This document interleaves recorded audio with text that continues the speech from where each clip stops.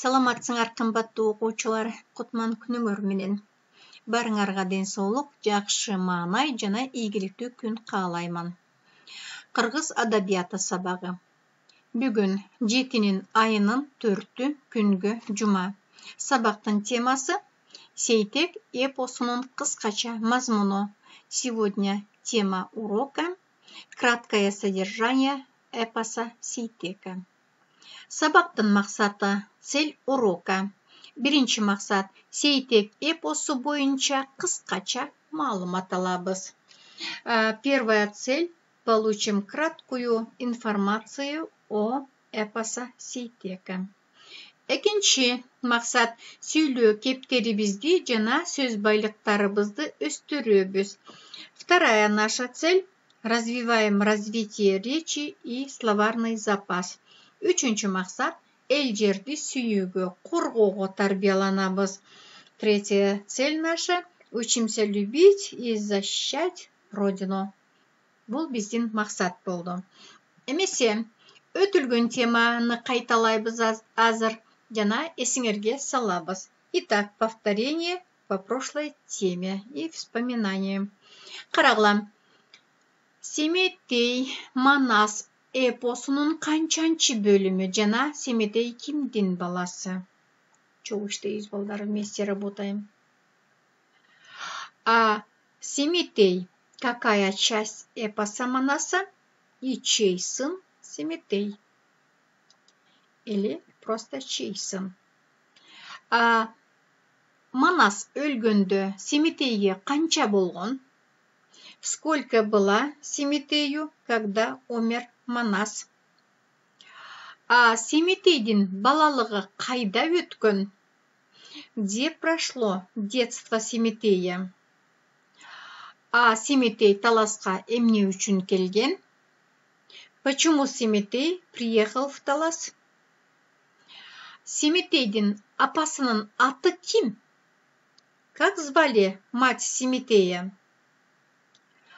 Айчүрөк менен Чачекейлер кимдер? А кто такие Айчүрөк и Чачекей? Канчуро менен Кульчуро булар кимдер? Канчуро и Кульчуро кто они? А кимдер Семетейге чыккынчылык кылган? А кто предал Семетея? А Семетей өлдүбү? Семетей умер? Биз балдар өтүлгөн теманы кайталадык жана эсибизге салдык. Эмесе жаңы тема. Жаңы тема Сейтек эпосу боюнча кыскача маалымат. Новая тема — это краткое содержание эпоса Сейтека. Итак, балдар, сначала на кыргызском будем читать вместе, балдар, читаем, а потом стараемся перевести на русский язык. Кана чогуу иштейбиз, көңүл бургула. Слушаем внимательно, балдар, потому что эта тема для нас это самая важная тема. Кана кеттик. Сейтек Манас эпосунун 3-чү бөлүмү. Сейтек Семетейдин уулу. Семетей кайып болуп кетти. Кыяс Айчүрөккө үйлөндү. Айчүрөктүн боюнда болгон.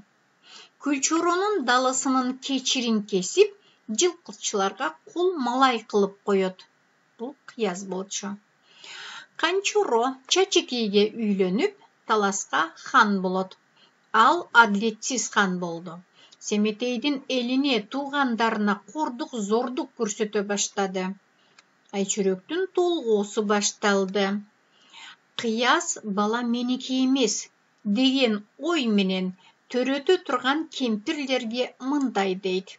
Эгер Айчүрөк эркек төрөсө, баланын киндигин сыйпалган устара, бул бычак, менен кескиле, бала өлөт.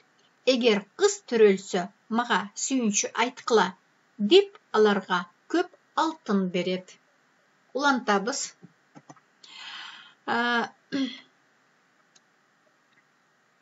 Айчүрөк эркек бала төрөлө тургандыгын өзү билген балдар. Ал төрөтө турган кемпирлерге у кошулган кымыздан ичирип, аларды жок кылат. Айчүрөк өзү төрөйт, өзү баланын киндигин кесет. Кыяс айчүрөктөн корккон үчүн балага жамандык кыла албайт.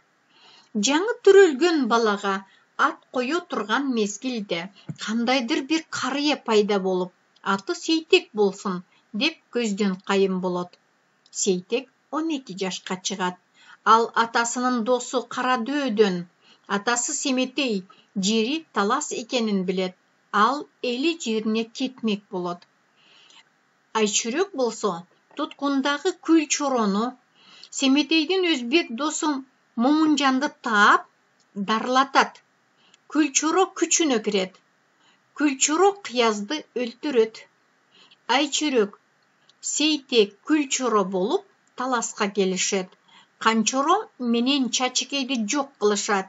Сейтек кордукта жүргөн кыргыз элинин акылман карыясы Бакайды, чоң энеси, өзүнүн чоң энеси Каныкейди, Күлчоронун аялы Ак баланы кулчулуктан куткарат.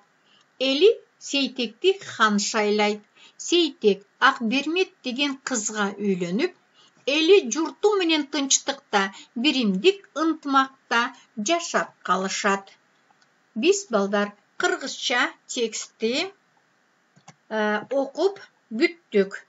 Эми орусча которгонго аракет кылалы.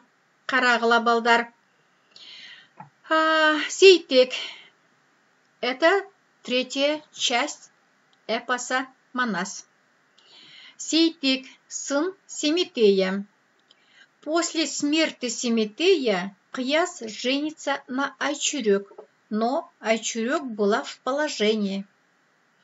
Кыяс лишает силы Күлчоро и отдает его прислуге к табунщикам. Канчоро берет в жены Чачыкей, становится ханом Таласа. Он будет несправедливым ханом. Народ и родственников Семетея держит в жестокости, балдар. У Айчүрөк начинаются роды.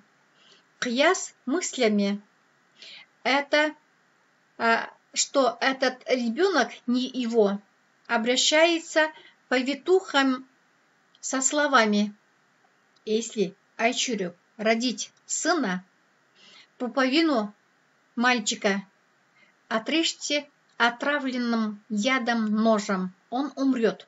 А если родится девочка, жду радостную весть. Сказав это, он дарит повитухам, бабушкам много золота.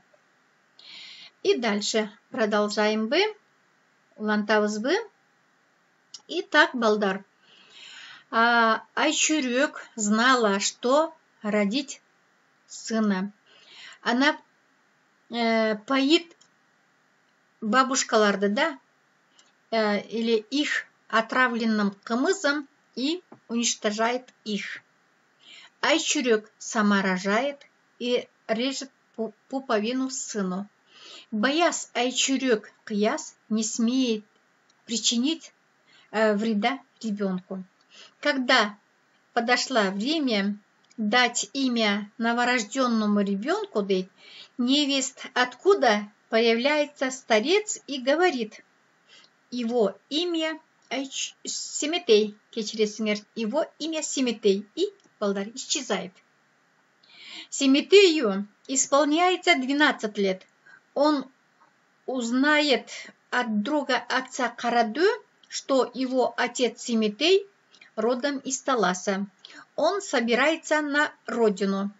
Айчүрөк находит узбекского друга Семетея Момунджана, который вылечит находящегося в плену Күлчоро. А Күлчоро, окрепший, убивает Кыяза. Айчүрөк, Сейтек, Күлчоро прибывают в Талас, приезжает в Талас. И Сейтек освобождает из плена кыргызского мудреца Бакая. Родную бабушку балдар, бабушку Каныкейди, Каныкей жену Куйчоро, Акбала. Народ избирает Сейтека своим ханом. Сейтек женится на девушке Акбермет и вместе со своим народом живет в мире, в согласии и в единстве. Итак, мы закончили краткую содержанию эпоса Сейтека. Теперь смотрим сүрөттөрдү карайлы картинкаларды.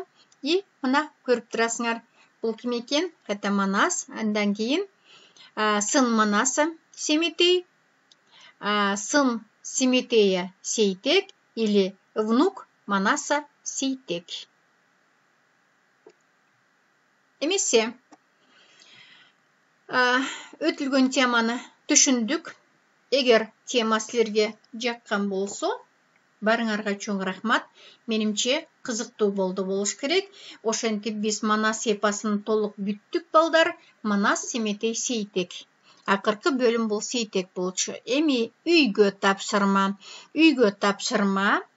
Өтүлгөн теманы дептерге жазгыла. Андан кийин которгула. Итак, домашнее задание это первый. Запишите пройденную тему в тетрадь, балдар, и переведите текст. Уже мы перевели устно, и теперь вы будете письменно перевод кыласыңар. Экинчи, жаңы сөздөрдү сөздүк дептерге жазып, которгула.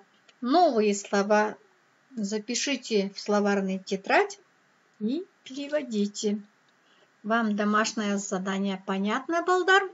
Итак, эгер бары жакшы болсо, силерге сабак жаккан болсо, рахмат. Барыңарга ийгилик каалайм. Эмесе көрүшкөнчө.